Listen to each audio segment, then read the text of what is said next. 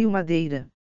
O Rio Madeira é um rio da bacia do Rio Amazonas que banha os estados de Rondônia e do Amazonas.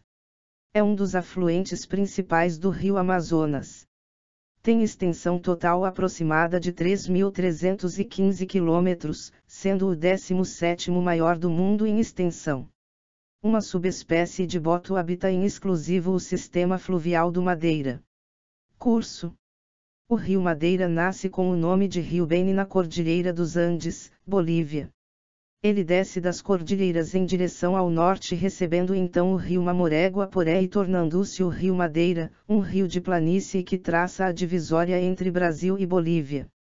O Rio Madeira recebe este nome, pois no período de chuvas seu nível sobe e inunda grandes porções da planície florestal, trazendo troncos e restos de madeira da floresta, época em que são negociadas pelos madeireiros e transportadas às costas do rio. O Rio Madeira na Bacia Amazônica. O Rio Mamoré, ao encontrar-se pela margem esquerda o Rio Beni e se juntar a ele, forma o Rio Madeira. Da confluência, o Madeira faz a fronteira entre Brasil e Bolívia até o encontro deste rio com o Rio Abunã. A partir daí, o rio segue em direção ao nordeste atravessando dezenas de corredeiras, provisórias, até chegar a Porto Velho, onde se iniciará a hidrovia do Madeira. No delta do Madeira, fica a ilha Tupinambarana em uma região de alagados. Porto Velho. Conforme pode ser observado nas estacas das palafitas, a Cachoeira do Teutônio é uma queda d'água periódica que só existe em razão das vazantes do Madeira. Períodos. Entre a estação chuvosa e a seca o rio varia bastante de profundidade. Na estação seca, as águas do rio, que fluem em direção ao Amazonas, formam praias, de água doce, naturalmente, ao longo de suas margens. Neste período, no seu leito pode ser avistada a grande quantidade de pedras que ajudam a formar as corredeiras periódicas, ou amazônidas como costumam denominá-las. Coincidente ou não com a estação chuvosa, dezembro a maio, ao mesmo tempo em que o rio enche com as águas das chuvas, em sentido contrário ao delta, é invadido pelas águas do Amazonas e sobe cerca de 17 metros, alagando todas as cachoeiras em seu leito até formar um espelho de água que tanto invade florestas como cobre as praias e toda a planície amazônica. Nesse momento, o Rio Madeira deixa de ser um simples tributário do Rio Amazonas e se torna um canal de navegação dependente da maré desta confluência. Esse imenso remanso é responsável pela transferência de material sólido depositado junto às raízes da vegetação vindo a formar as grandes dunas. Complexo do Rio Madeira.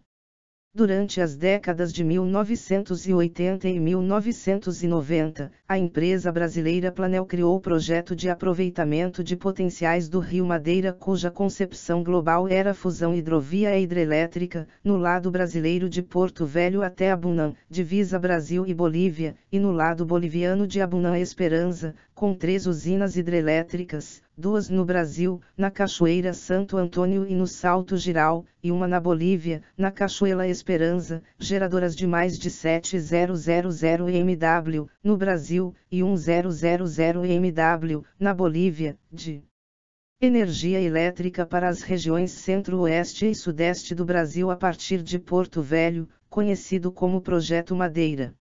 Em 1996, o Projeto Madeira foi aprovado pela DINAE, órgão federal substituído pela Agência Nacional de Energia Elétrica, ANEEL.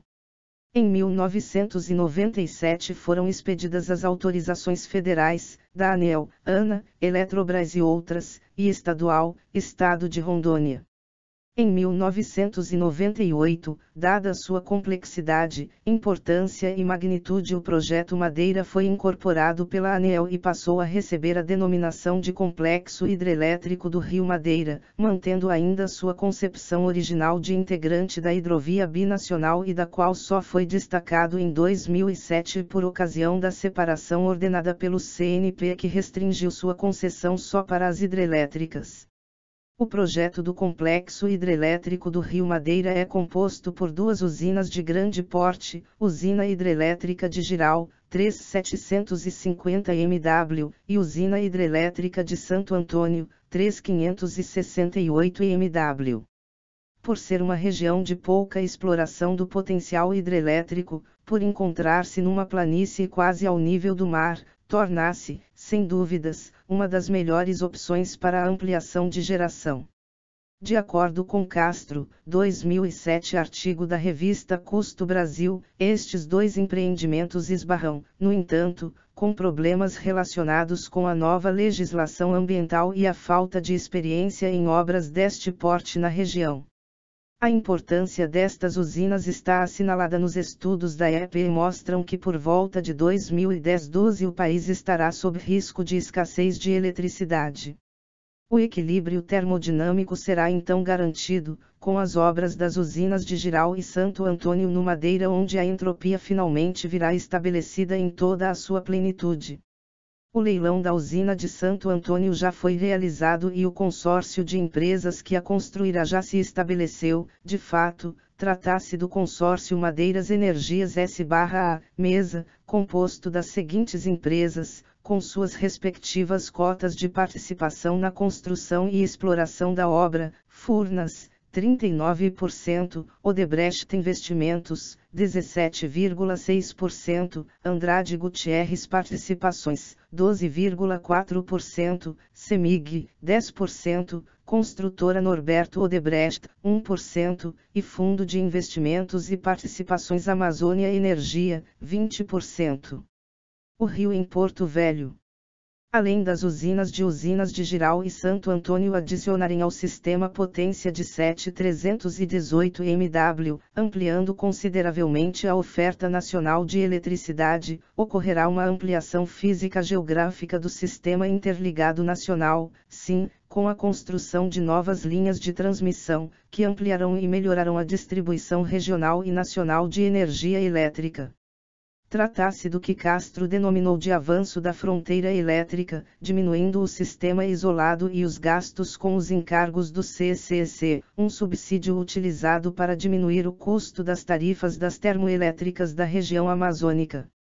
Conforme informações obtidas no sítio de Furnas 1 ligação inativa, o perfil da obra é o seguinte. Investimento, aproximadamente 9,5 bilhões de reais. Previsão de início de obra, dezembro/2008. Previsão de entrada em operação, primeira e segunda unidades geradoras em dezembro de 2012 e a última em junho/2016. Previsão de empregos gerados diretamente, 1.500 trabalhadores nos meses iniciais, até 4.500 trabalhadores nos 18 meses seguintes. Média de 10.000 trabalhadores durante 2 anos e até 20.000 trabalhadores no pico da obra. Área inundada: o espelho de água a ser formado será de 271 km sobrescrito 2, na elevação 70 metros. Desse total, apenas 40% correspondem a novas áreas a serem inundadas, a maior parte, 60%, corresponde à própria calha do Rio Madeira nesse trecho.